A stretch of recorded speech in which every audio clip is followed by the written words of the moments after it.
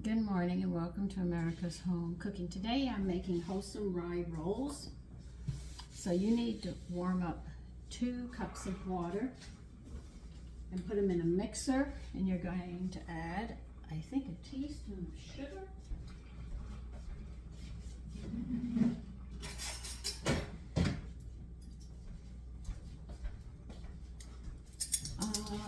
Yeah, 1 teaspoon of firmly packed light brown sugar.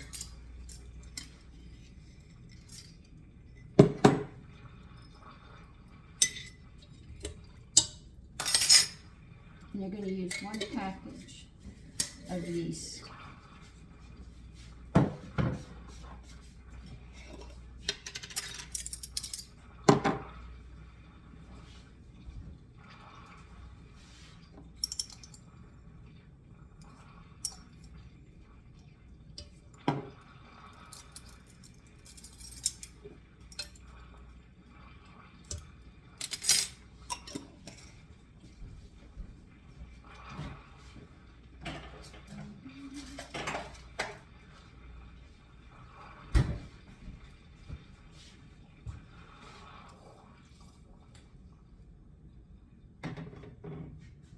All right, you're going to need 1/3 of a cup of bulgur or cracked wheat by either name that you know.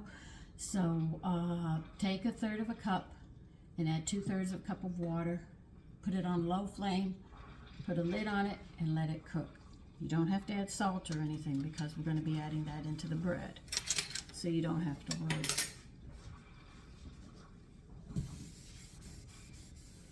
And they want the yeast to sit here just a bit, and that's what we're doing right now. Now you're going to also have to have half a stick of butter melted. That's what I'm doing as well. I'm going to go ahead and start adding the rest of this stuff.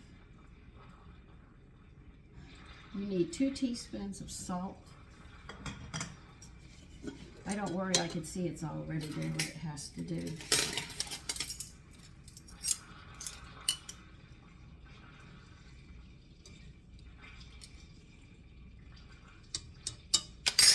Alright, and we're going to need a teaspoon of honey as well.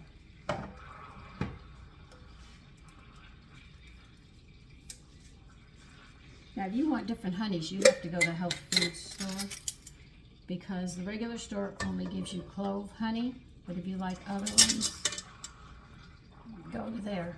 They'll have them. They always have different honeys according to where the bees go, the pollen, from whichever flowers they're using at the time. I think that's all we have to add here. We got the honey and the salt. We got the butter we're melting.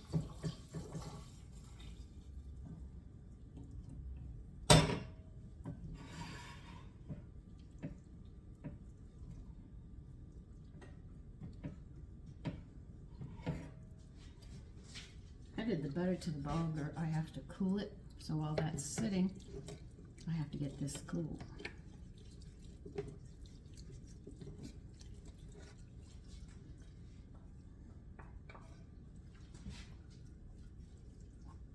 Sorry, it tastes a little bit. There's nothing I can do about some of this. Pretty good. It's not as hot as I thought it was, so I'm going to add a cup of flour because I want to get this started. And they want a cup of rye flour in this. Then I'm going to start beating it.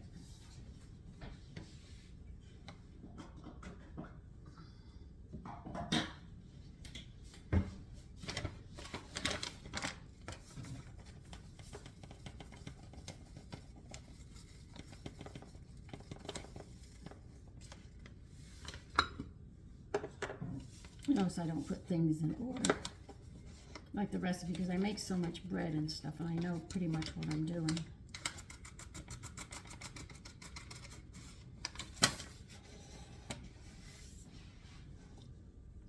This started, and I can add the bulgur and not worry about the heat.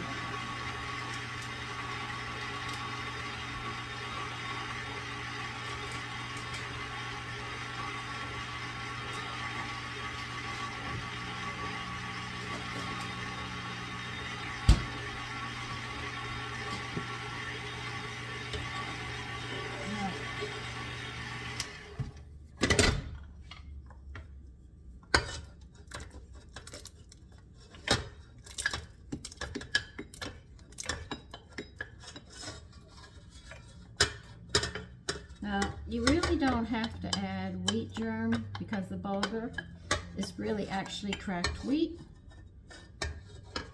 So you don't have to worry about that. It's got all the B's and the minerals and acids and stuff that you need in it.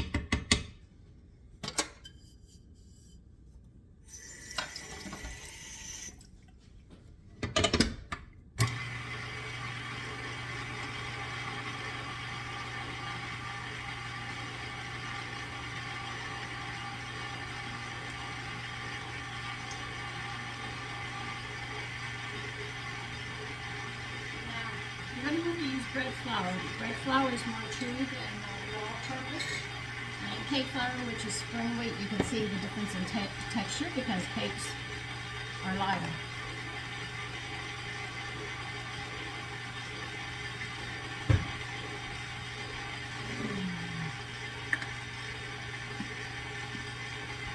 I'm thinking about trying to make some crescent rolls, but sourdough crescent rolls. I don't like the recipe that I gave you before because I thought they were a bit on the heavy side. I'm adding a half a cup of all-purpose flour now. So I was not happy with that. They were a bit on the heavy side. So I'm going to take a regular crescent roll recipe and I'm going to see if I can convert it, because if I can convert it, there's a whole bunch of sourdoughs that we're going to be opened up to.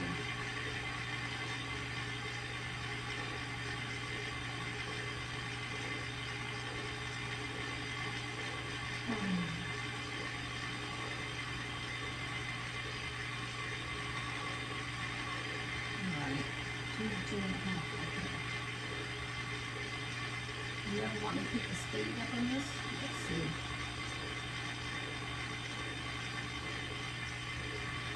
Okay.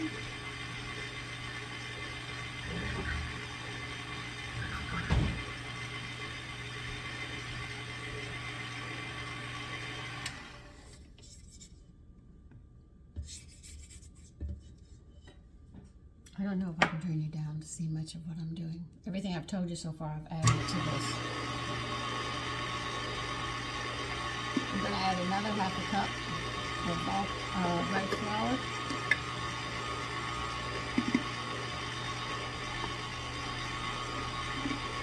This is what I feed my sourdough cultures all the time. Okay.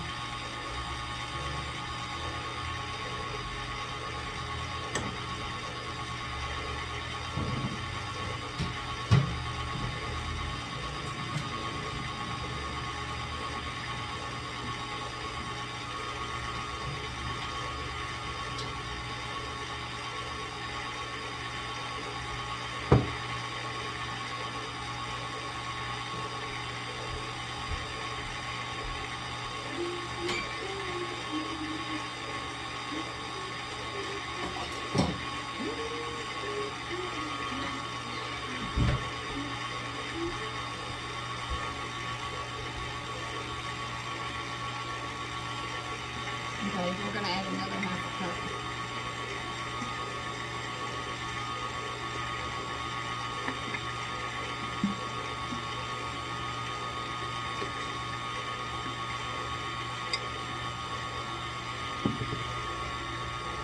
So we're going to have to wait for this to mix before I can go any further with this. So I'll put you on pause when I go to add the rest. I'll let you know.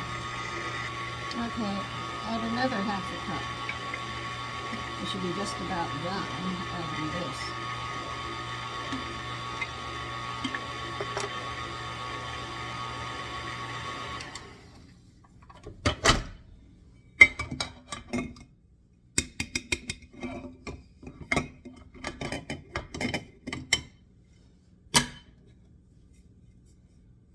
Okay.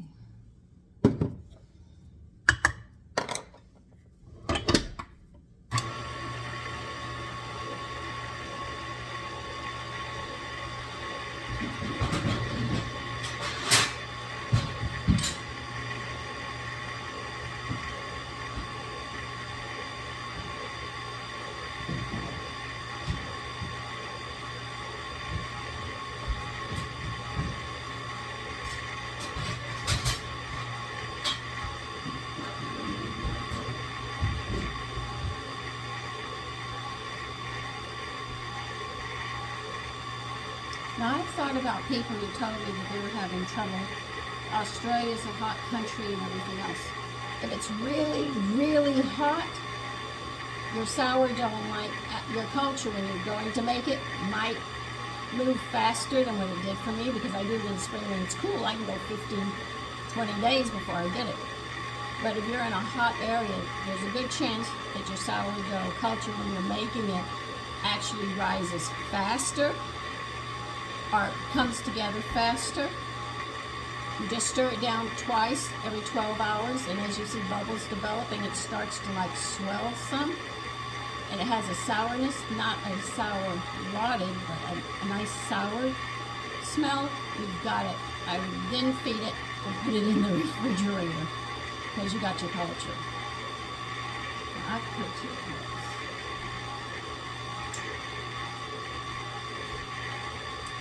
And you said beat until the flour until a stiff dough. This does not look stiff, thick at all. So we'll add another cup, half a cup.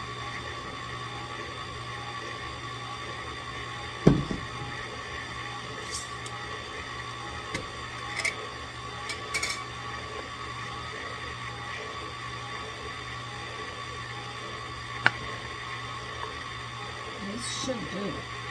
If it doesn't, we're just going to keep on going.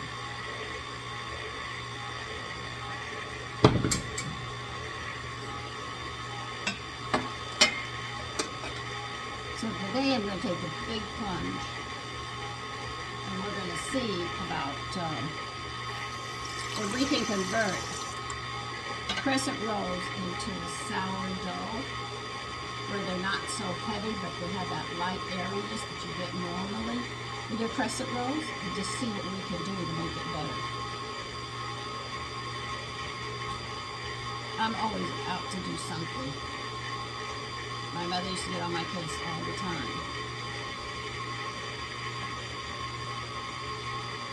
Like I said, she liked white flour, I liked whole grains. And it was her home, so it was her rules, but first time I got away, I changed right away.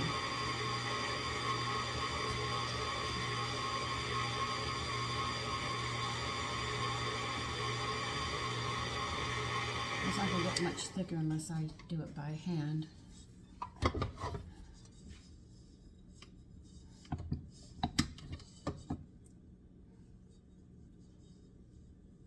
I wonder what kind of rye flour she uses. She said, oh, you add 2 cups and it will be, but she wants 2 cups of water. Believe you me, I know 2 cups of water and this do not meet. I've made enough flour, I know the ratios. And I think a lot of you can agree with that because you watch me handle and work with a lot of flour from sweets and everything else. Now, I don't know if the powdered milk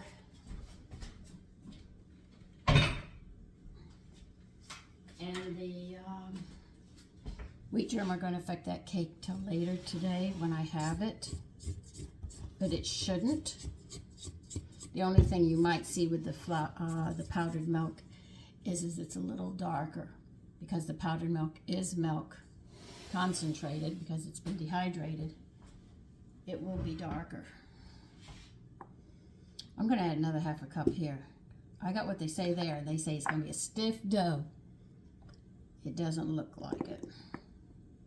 So we're adding another half a cup.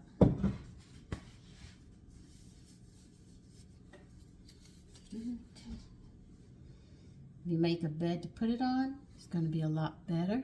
This is what they call a bed. You spread that flour out. because if you don't, what happens if you pour it onto the counter? It's going to be a lot of mess to clean up. It's going to stick some, I already know that. But the thing is as little as possible, as they say. This is going to make more than 20, I can see this. Now, don't be upset if some recipes you do and the ratios don't come out. When you have a typist and she's typing and typing and typing, there are typographical errors. Not that you mean to. Even when I write down a recipe or a pattern, I don't always explain or get it all right, but because I know what I'm doing and I wrote it down, I understand. So don't always look at yourself as you're the failure. Sometimes it's just something that's written in the recipe. See, I knew you weren't ready, and you said that's all the flour you want. I knew it wasn't going to work.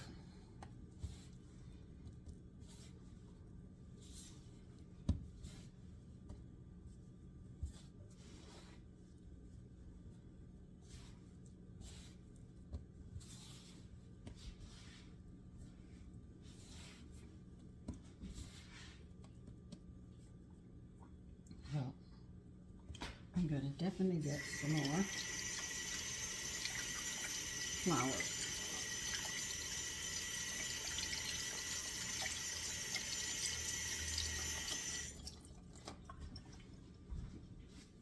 See, the ratio when you make bread is 3 cups of flour to 1 cup of water. So they've got 2 cups of water, and then the butter is liquid as well.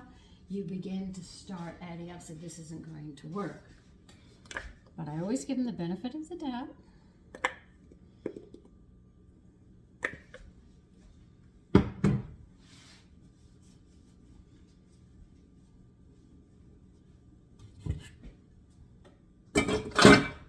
So when you know those ratios, you can pretty much stay in them and you know what you're doing.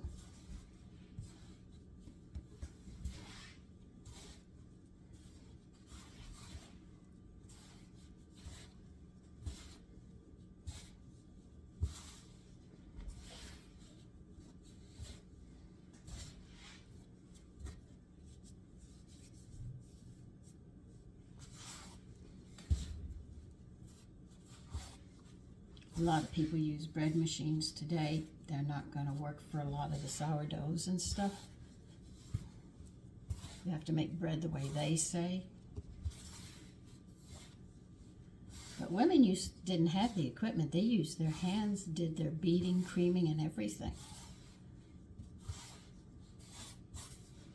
And another thing you don't know about is most of the terminologies in cooking are for baking.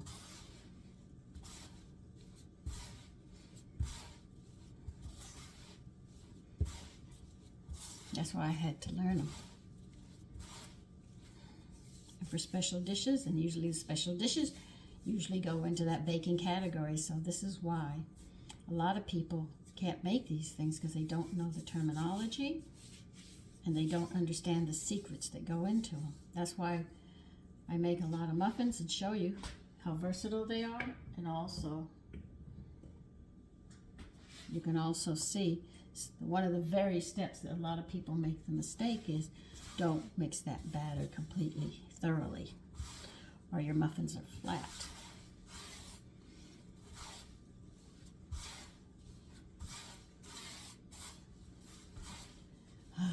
Get to the wash too. Now they want us to knead this for 10 minutes. If you need to add extra flour, please do. You saw what I did.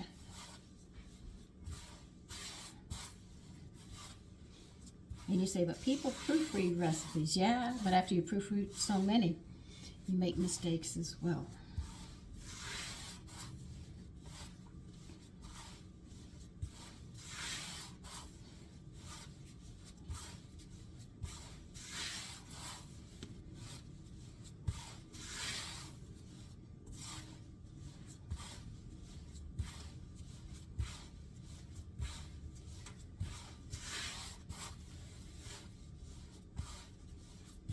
We have to put this in a bowl, grease it before you put it in, Make sure you grease the top of the, you put the bread in, then you flip the bread over.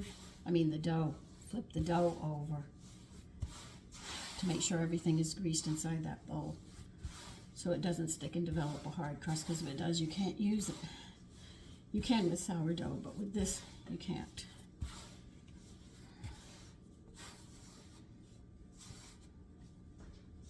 God, I'm using a lot more flour than you said.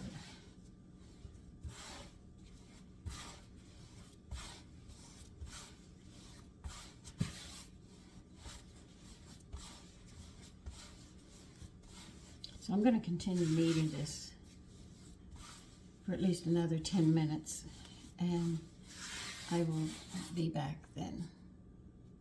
Okay, grease the bowl.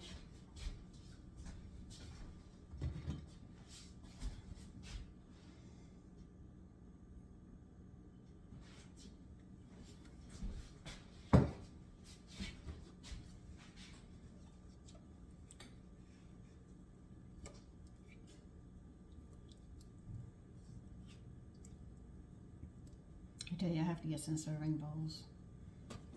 I don't have small ones. Put it on upside down, you turn it around, that coats that top. Then you flip it over. Make sure everything is coated. Throw a couple of towels over it, put it in a warm spot. And they said this is going to take about 2.5 hours to rise. But if it's cold weather, it might take longer. Don't worry about it. That happens in this kind of weather.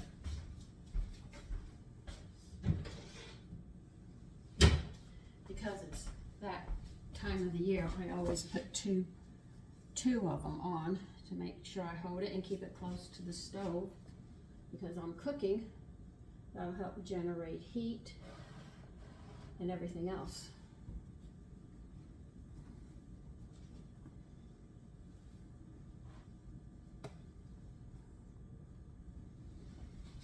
So this is going to be part 1. Then we have to get through part 2, and then the final. Okay, so I'll see you in part 2.